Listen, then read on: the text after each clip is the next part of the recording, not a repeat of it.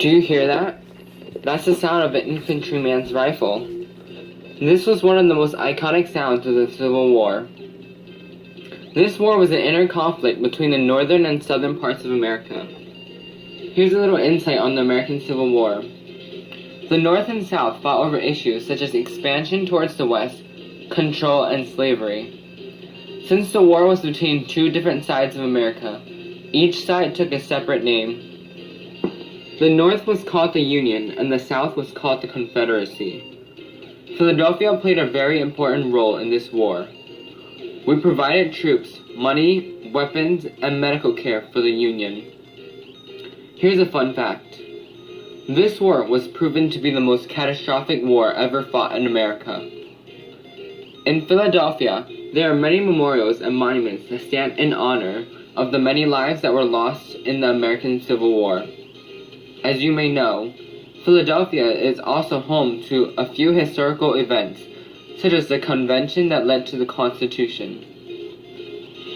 As you walk down certain areas of Philadelphia, there are many different forms of artwork displayed.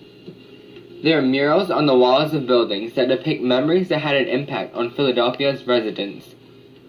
I think Philadelphia is a great place, but what stands out to me is all the sculptures that can be found throughout this city. My name is Brian Lee, and I want to talk to you about the sculptures of Philadelphia. A substantial amount of sculptures reside in the city of brotherly love.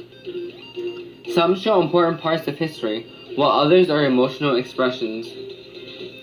Some people see these sculptures as enlightenment or as a representation of what happened at their location. Most of these sculptures portray important people in history, such as presidents and generals. One of these sculptures is the General Ulysses S. Grant. This sculpture was installed at Kelly and Fountain Green Drives in 1898.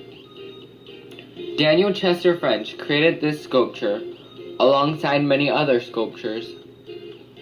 Ulysses S. Grant, our 18th president, was an important part of America's history. When he was commanding general, he worked closely alongside Abraham Lincoln to lead the Union to victory in the Civil War. In my opinion, I believe that this was very important because without Grant, there wouldn't be such a strong, determined general commanding the U.S. armies, and that could have led to our defeat. He also contributed to protecting the civil rights of newly freed black slaves. When I looked at this sculpture, the horse particularly stood out to me. I think that horses stand as an animal of motivation because they are very strong creatures.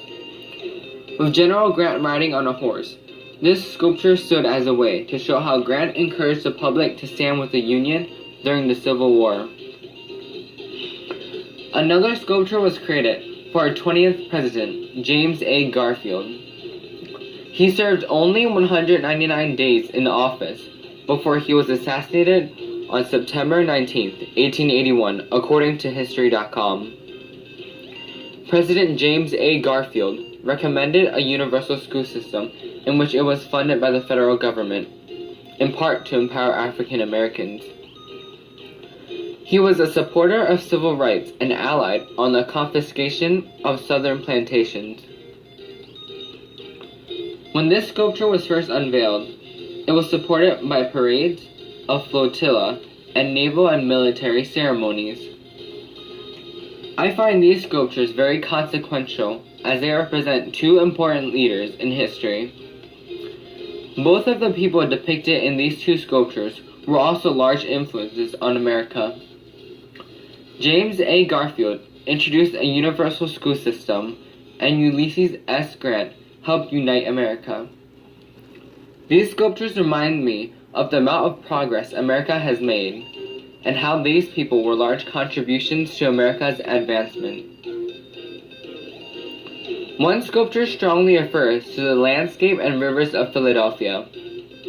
On Benjamin Franklin Parkway on 19th Street is the Swan Memorial Fountain. This fountain was designed by architect Wilson Eyre Jr. and sculpted by Alexander Sterling Calder in 1924. The Swan Memorial Fountain, aka the Fountain of Three Rivers, stands as a memorial to Dr. Wilson Carey Swann. Dr. Swann is the founder and president of the Philadelphia Fountain Society, which supplies the city with fresh drinking water. The sculpture is the image of 3 Native Americans leaning among suspended streams of water.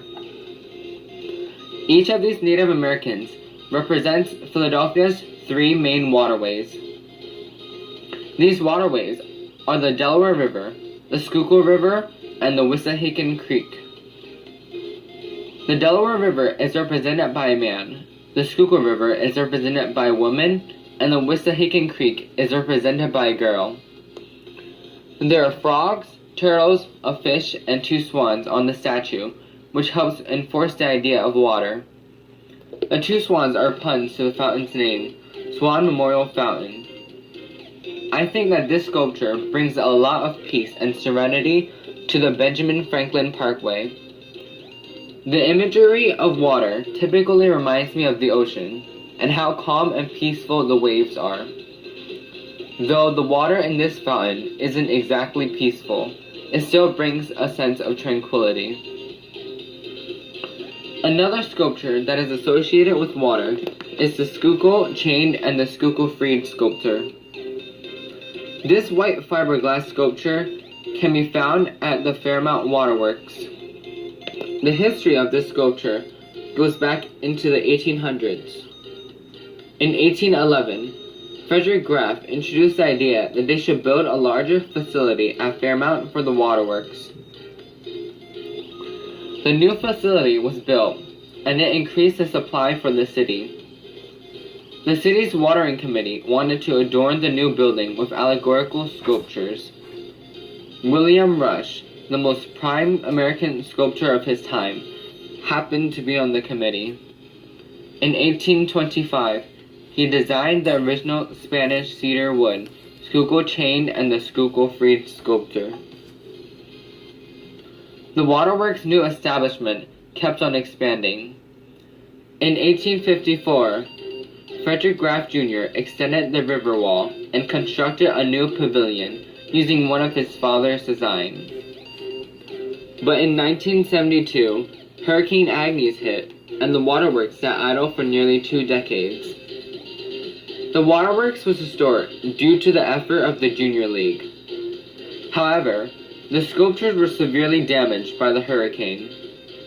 According to the Association for Public Art, the original sculptures have been kept in the Philadelphia Museum of Art since 1937. The new sculptures at the Fairmount Waterworks were installed in 1989 and can be seen atop the entranceways. The sculpture depicts a male figure and a female figure.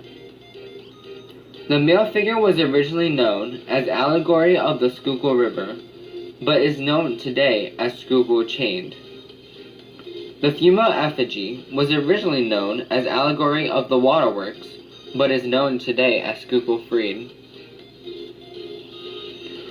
One of the more well-known statuettes in Philadelphia is the Washington Monument.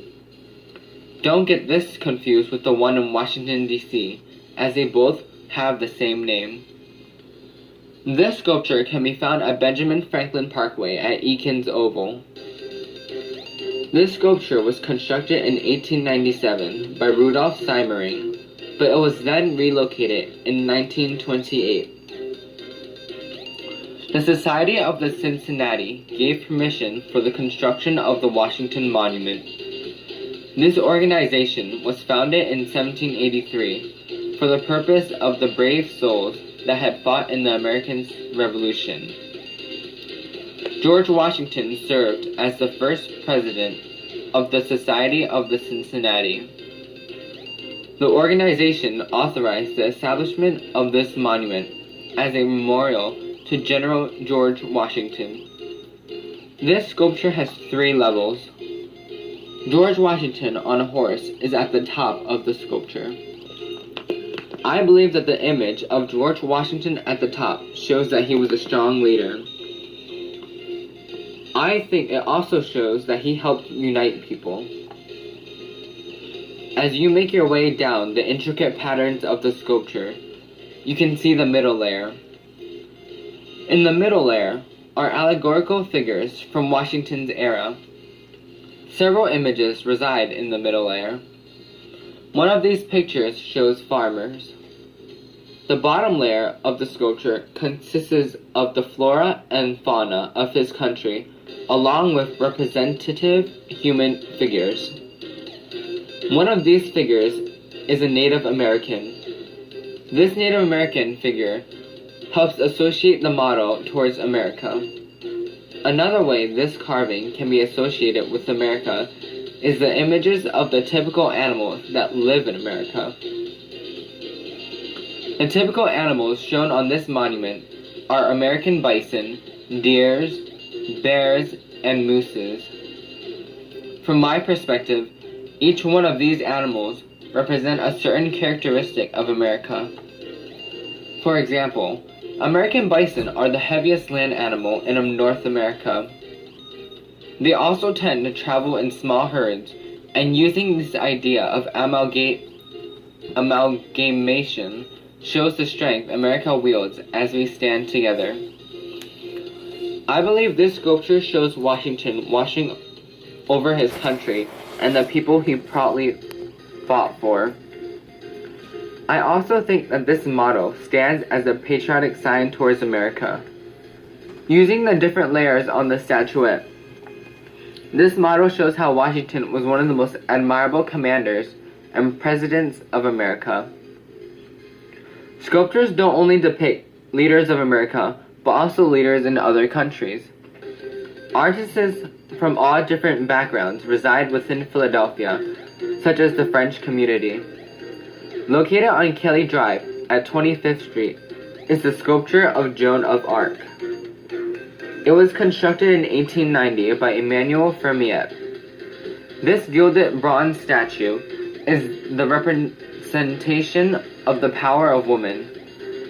I believe it stands as a symbol of everlasting strength and unity, as Joan was the leader of a French army that was victorious over the English.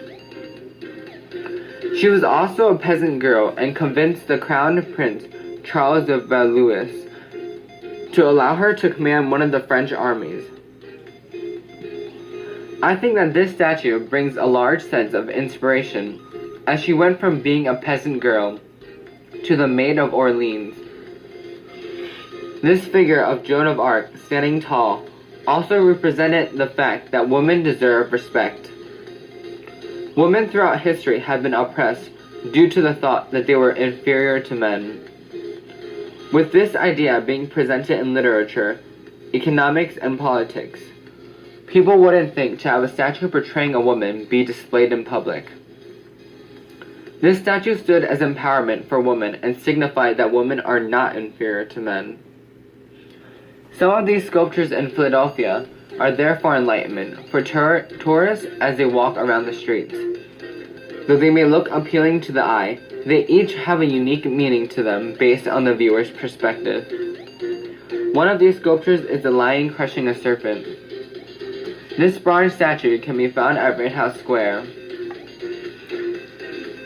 The artist Antoine Louis Barrier created this statue along with many similar statues, earning him the respect as the founder of Parisian animaliers.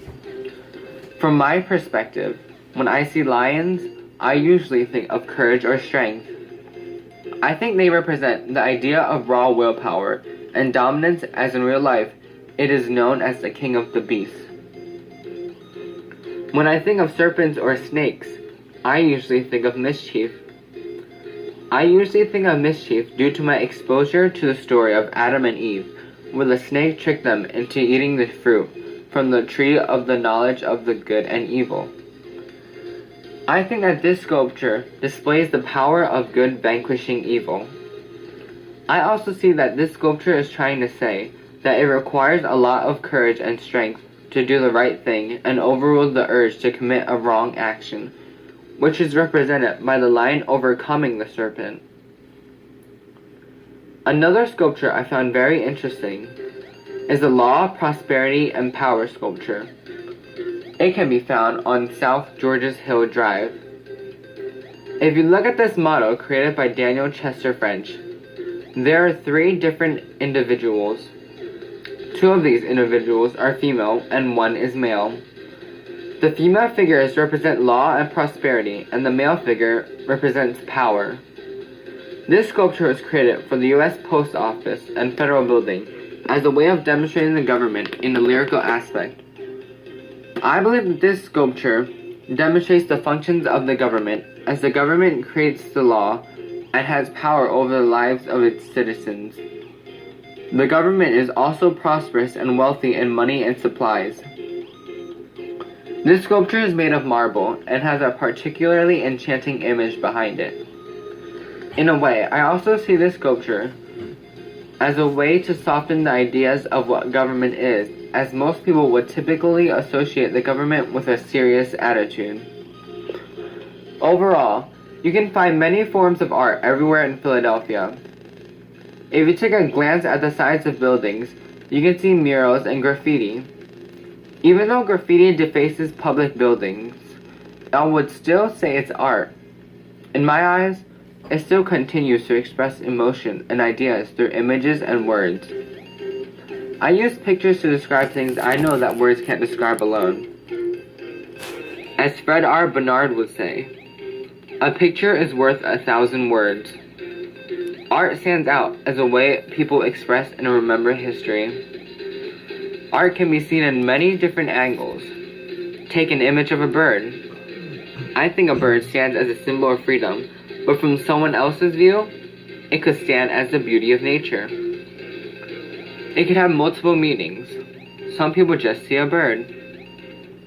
Sculptures have so many different details that add life into its image. The city of Philadelphia is packed full of sculptures. My name is Brian Lee, and thank you for listening to my podcast.